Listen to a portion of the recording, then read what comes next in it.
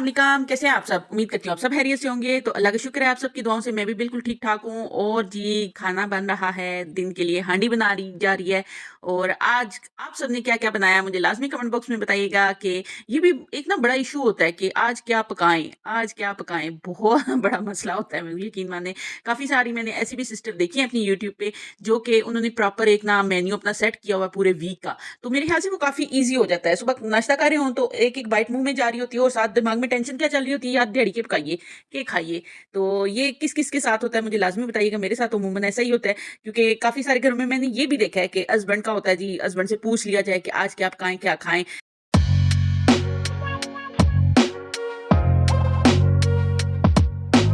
लेकिन ना कुछ घरों में ना हस्बैंड इस तरह उठते हैं कि यू आर वेरी चालाक ब्रो, वो वाला सिस्टम होता है, काफी चालाक होते हैं वो ना। बोलते हैं जो मेरी जान का दिल करे, जो आपका दिल करे वो बना लें। तो सेम जी यही हमारे ऊपर छोड़ दिया जाता है कि जी आपका जो दिल करे बनाएं, और हमें आपके हाथ का बना हुआ खाना चाहिए, आप चाहे जो मर्जी बनाएं। तो उसमें यकीन माने पूरा बदल फिर हमारे दिमाग में जब आ जाता है कि आप क्या बनाए, कोई ऐसी चीज जो कि पूरी फैमिली फिर शौक से खा भी ले। तो बस इसी कश्मकश में फिर दिन का टाइम स्टार्ट हो जाता है। तो साथ साथ खाना बनाना भी जरूरी है, क्योंकि खाना बनाया ना तो बच्चों को कहाँ से देंगे, कहाँ से खिलाएंगे। स्कूल से जब बच्चे आते हैं, यकीन माने मैं जब छोटी थी ना, स्कूल जाती थी तो मुझे इतनी राहत मिलती थी, इतनी राहत। जब मैंने स्कूल से घर वापस आना है तो आगे मेरी अम्मी ने ना चावल बनाए हुए, उन चावलों के दम की खुशबू से तोबा तोबा तोबा, मेरी रूह बिना खुश हो जाती थी। तो अम्मी मेरा रिएक्शन देखते होते थे मेरे फेस का कि आज मैंने चावल बनाए, देखो मेरी बेटी का रिएक्शन क्या होता है। मेरे मोस्ट फेवरेट चावल थे भी और हैं भी। तो लेकिन ये है कि वो माँ के हाथ के थे ना, काश वो टाइम वापस आ जाए, काश वो टाइम थोड़े टाइम के लिए ही आ जाए। मैं फिर से अपनी माँ को प्यार कर सकूँ, उनके गले लग सकूँ, उनसे ढेर सारी बातें कर सकूँ, उन्हें अपने दिल की फीलिंग बता सकूँ, उन्हें बता सकूँ आज मैं किस हाल में हूँ, किस सिचुएशन पे हूँ, क्या है मेरे साथ हो रहा, क्या नहीं हो रहा। शायद माँ से बेहतर ये कोई भी नहीं समझ सकता। यकीन माने हम लोग माएँ बन चुकी हैं, हम हमारे बच्चे हैं, अपने-अपने घरों में हैं, अपनी-अपनी फैमिलीज़ के साथ हैं, लेकिन माँ को आई थिंक कुछ बताने की ज़रूरत अभी भी नहीं थी हमें पड़ती। अभी भी वो हमारे चेहरे देख कर पहचान जाते थे कि हमारे बच्चों के दिलो-दिमाग में क्या चल रहा है। काश वो टाइम वापस आ जाए। मेरे पास तो शायद वो वक़्त कभी नहीं अब लौट के आ सकता, लेकिन जिनके पास वो वक़्त है, उनको एक ही नसीहत करूँगी, यार जी लो अपनी ज़िंदगी, कर लो सारी तमन्नाएँ पूरी, लगा लो अपनी माँ को सीने से, कर लो उनके साथ जो ज़िद्दें, लड़ाइयाँ, जो अपनापन करना है कर लो। कल हो ना हो, कल ये वक़्त मिले ना मिले, मैं आज वो टाइम बहुत मिस करती हूँ। मैं अपनी माँ के साथ इस तरह थी जैसे बेस्ट फ्रेंड्स होते हैं, अपने दिल की हर बात मैंने शेयर करनी। शायद ये मेरा कोई बड़ापन नहीं था, शायद इसमें उन्हीं का एक हाथ था।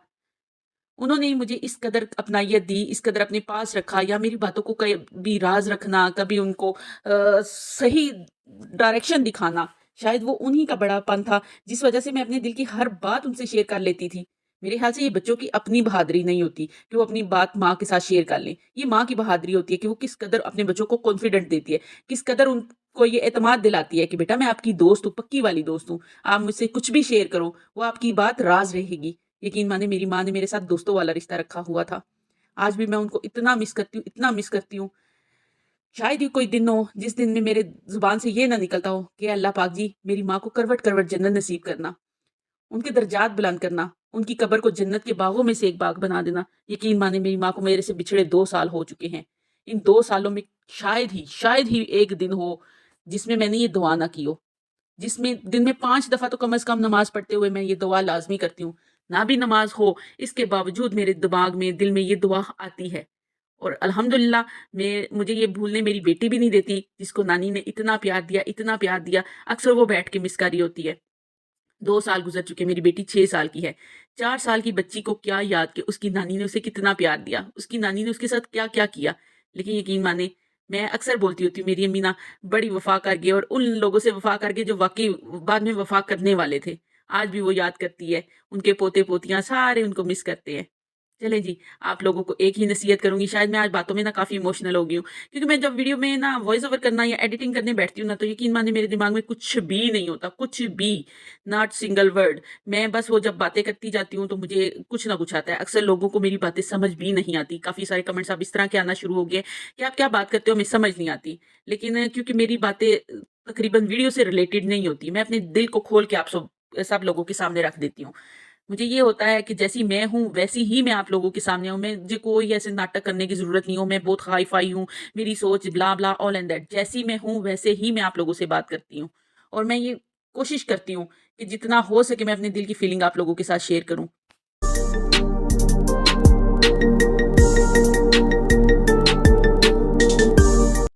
अगर आप ना अपनी माँ के साथ अच्छा वक़्त गुज़ारेंगे ना, यकीन मानिए कि उनके जाने के बाद भी आप दे के दिल में चलो उनसे बिछड़ने की उदासी, उनको ना मिलने की, अगेन हम अब उनसे नहीं मिल सकते, इस तरह की चीज़ें सोच के उदासी ज़रूर होती है। लेकिन यकीन मानिए दिल में वो एक जो सैटिस्फैक्शन है ना, एक जो सुकून है कि हमने अपनी माँ के साथ बहुत अच्छा टाइम गुज़ारा, वो हमसे राज़ी गई। सबसे बड़ी बात कि वो किसी भी बच्चे से नाराज़ नहीं थी, सबको अपनी दुआओं में अभी तक उन्होंने शामिल रखा हुआ था।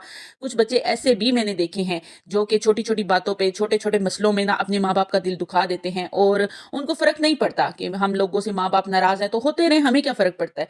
शायद ऐसा कोई हादसा उनके साथ जब होता है, उनके माँ-बाप उनको छोड़ के चले जाते हैं, शायद उनके दिल में ये मलाल ही उनको सारी ज़िंदगी आगे नहीं बढ़ने देता। यकीन माने हमें कम से कम ये तो सैटिस्फैक्शन है ना, हमारे दिलों में ये तो है, हमारी माँ हमसे राज़ी थी, हमसे खुश थी। तो अल्हम्दुलिल्लाह अब कोशिश यही होती है कि हमारे अब्बू जान हयात है, अल्लाह पाक उनको लंबी ज़िंदगी दे, लंबी सेहत दे, उनका साया ता क़यामत तो ना सही, लेकिन जब तक हैं हमारे सरों पे उनका साया कायम रहे। तो यकीन मानिए अब्बू के लिए भी डेली दुआ करती हूँ। अच्छा, मैं अपनी एक सक्सेस का राज़ भी आप लोगों को बताती हूँ। काफ़ी सारे मेरे बहन-भाई जो मेरे साथ रिलेटेड है, उन लोगों को पता है कि मैं अपना चैनल 2 साल के लिए दरमियान में छोड़ चुकी थी। अब दोबारा मैंने स्टार्ट किया है। दोबारा आप लोग देख रहे हैं काफ़ी अल्हम्दुलिल्लाह अल्हम्दुलिल्लाह मेरे सब्सक्राइबर भी बढ़ते जा रहे हैं। आहिस्ता-आहिस्ता इंशाल्लाह वॉच टाइम भी होता जाएगा सारा कुछ। तो काफ़ी सारे ना कमेंट्स मुझे आ रहे थे कि आप क्या कर रही हैं? क्या आपकी सक्सेस का राज़ है? कैसे हम लोग मुसलसल 4-4 5-5 साल से काम कर रहे हैं। हमारा इस तरह नहीं इतनी जल्दी चैनल ग्रो करता। तो रीज़न क्या है? तो रीज़न सिर्फ़ एक ही है कि मैं अपने पेरेंट्स के लिए दुआ करना नहीं भूलती हूँ, किसी सूरत भी।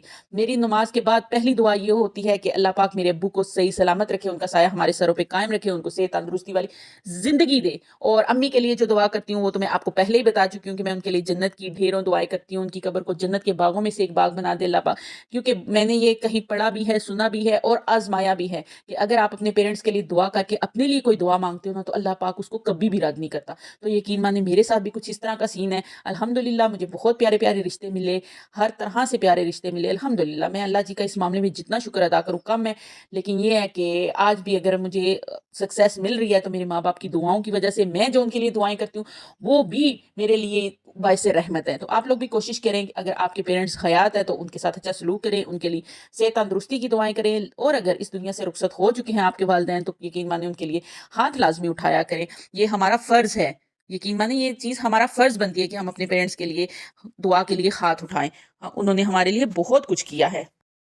चलिए जी, थोड़ी-सी अपडेट वीडियो के मुतालिक भी दे दूँ। मैंने गोश्त और चने का सालन बनाया था, क्योंकि चने आप लोगों ने देखा है कि मैं बॉयल करके ऑलरेडी ना फ्रीज़र में रख देती हूँ, काफ़ी आसानी हो जाती है। किलो डेढ़ जितने चने हैं, इकट्ठे बॉयल करें, उनको अलग-अलग चाहे तो पैकेट्स में डाल लें या छोटे-छोटे डोंगों में अलग से रख लें, जैसे कि जितना आपने बनाना होता है। इस तरह फ्रोज़न पड़े होते हैं और अपने हाथ से आपने उबाले होते हैं, तो काफ़ी हो जाते हैं।